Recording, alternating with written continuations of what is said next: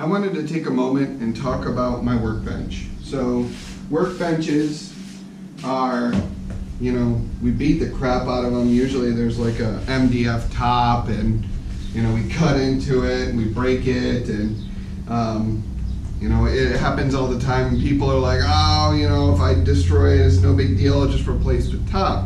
However, that's a big pain in the butt.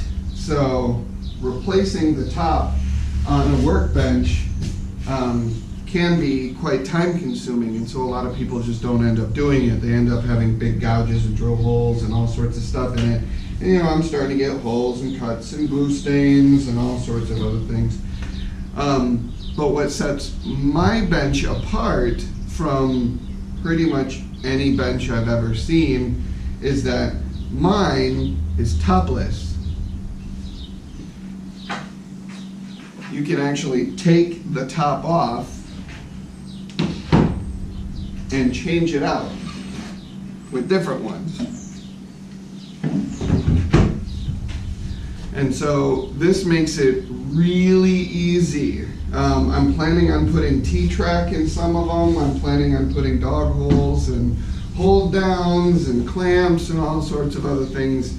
Different strips for, rising stuff off or when I paint.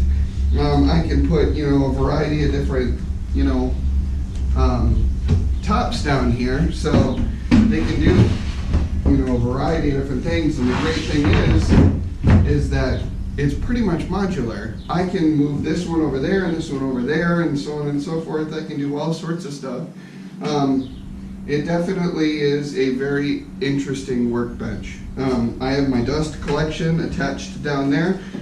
So if I wanted to, I could have a sanding station right here with just with a downdraft table. I can do just about anything. And that's what makes this particular workbench really unique.